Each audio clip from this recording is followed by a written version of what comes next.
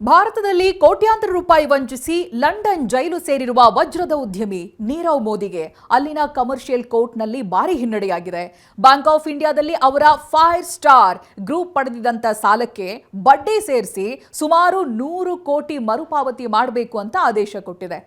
Bank notice ತಲುಪಿಲ್ಲ ಅಂತ ನೀರವ್ ವಾದವನ್ನ ತಿರಸ್ಕರಿಸಿದ ನ್ಯಾಯಾಲಯ ಸ್ವತಃ ಅವರೇ ಬ್ಯಾಂಕ್ಗೆ ಬರೆದಿದ್ದಂತ ಹಳೆಯ ಇಮೇಲ್ ಅನ್ನ ಪ್ರಮುಖ ಸಾಕ್ಷ್ಯವಾಗಿ ಪರಿಗಣಿಸಿ ವೈಯಕ್ತಿಕ ಆಸ್ತಿಯಿಂದ ಸಾಲ ವಸೂಲಾತಿಗೆ ಆದೇಶವನ್ನ ಕೊಟ್ಟಿದೆ.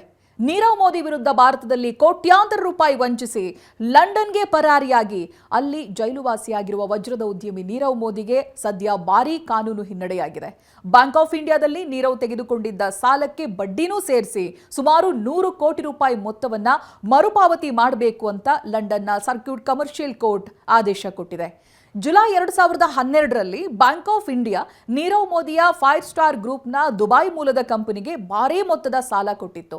ಆಗಸ್ಟ್ 2013ರಲ್ಲಿ ನೀರವ್ ಮೋದಿ ಒಂದು ವೇಳೆ ಕಂಪನಿ ಸಾಲ ತೀರಿಸದೇ ಇದ್ರೆ ತನ್ನ ವೈಯಕ್ತಿಕ ಆಸ್ತಿಯಿಂದ ಸಾಲ ಮರುಪಾವತಿ ಮಾಡೋದಾಗಿ ವೈಯಕ್ತಿಕ ಗ್ಯಾರಂಟಿ ದಾಖಲೆಗೆ ಸಹಿಯನ್ನ ಕೂಡ ಹಾಕಿದ್ರು. 2018ರಲ್ಲಿ ಬ್ಯಾಂಕ್ ಸಾಲ ತೀರುವಳಿಗೆ ನೋಟಿಸ್ ಅನ್ನ ಕೊಟ್ಟಿತ್ತು. ಇದೇ ವರ್ಷ ಕೇಂದ್ರೀಯ ತನಿಖಾ ದಳ PNB ವಂಚನೆ ಪ್ರಕರಣಕ್ಕೆ ಸಂಬಂಧಪಟ್ಟ ಹಾಗೆ ತನ್ನ ಮೊದಲ FIR ಅನ್ನು ದಾಖಲಿಸಿಕೊಳ್ಳುತ್ತೆ. ಆದರೆ ಬ್ಯಾಂಕ್ ಸಾಲ ವಸೂಲಾತಿ ಮಾಡೋ ಮುನ್ನ ನನಗೆ ಯಾವುದೇ ಸರಿಯಾದ ನೋಟಿಸ್ ಅಥವಾ ಮಾಹಿತಿ ನೀಡಿಲ್ಲ, ಹಾಗಾಗಿ ನನ್ನ ಪರ್ಸನಲ್ ಗ್ಯಾರಂಟಿ ಬಳಸೋದಕ್ಕೆ ಕಾನೂನಿನಲ್ಲಿ ಅವಕಾಶ ಇಲ್ಲ ಅಂತ ನೀರವ್ ಮೋದಿ ಪರ ವಕೀಲರು ವಾದವನ್ನ ಮಂಡಿಸ್ತಾರೆ. ಈ ವಾದವನ್ನ ಕೋರ್ಟ್ ತಿರಸ್ಕರಿಸಿದೆ. ನ್ಯಾಯಮೂರ್ತಿ ಸೈಮನ್ ಟ್ರಿಂಕ್ಲರ್ ಅವರು ಫೆಬ್ರವರಿ 17, 2018ರಂದು ನೀರವ್ ಮೋದಿ ಅವರೇ ಬ್ಯಾಂಕಿಗೆ ಬರೆದಿದ್ದಂತ ಇಮೇಲ್ ಒಂದನ್ನ ಕೋರ್ಟ್ನಲ್ಲಿ ಪ್ರದರ್ಶಿಸುತ್ತಾರೆ. ಅವರ ಸುಳ್ಳನ್ನ ಬಯಲು ಮಾಡ್ತಾರೆ. ಇದರಲ್ಲಿ 2025ರಲ್ಲಿ ನಾವು ನೀರವಿದ್ದ ಲಂಡನ್ ಥೇಮ್ ಸೈಡ್ ಜೈಲಿಗೆ ನಾವು ನೋಟಿಸ್ ಅನ್ನ ತಲುಪಿಸಿದ್ದೀವಿ ಅಂತ ಬ್ಯಾಂಕ್ ಸ್ಪಷ್ಟಪಡಿಸುತ್ತೆ. ಇದಲ್ಲದೆ ಬ್ಯಾಂಕ್ಗೆ ಕಳಿಸಿದ್ದಂತ ಇಮೇಲ್ ಅನ್ನ ಕೋರ್ಟ್ ಸಾಕ್ಷ್ಯವಾಗಿ ಪರಿಗಣನೆ ಕೂಡ ಮಾಡಿದೆ.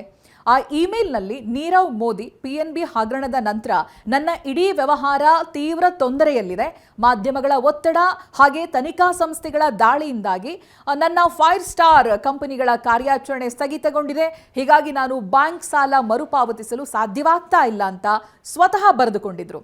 ಹಾಗಾಗಿ ಗ್ಯಾರಂಟಿ ಅಡಿಯಲ್ಲಿ ಬಾಕಿ ಇರುವ ಹಣವನ್ನ ಮರುಪಾವತಿ ಮಾಡೋದಕ್ಕೆ ನೀರವ್ ಮೋದಿ ಅವರೇ ಕಾನೂನುಬದ್ಧವಾಗಿ ಜವಾಬ್ದಾರರಾಗಿರ್ತಾರೆ ಅನ್ನೋದಾಗಿ ಕೋರ್ಟ್ ಘೋಷಿಸಿದೆ.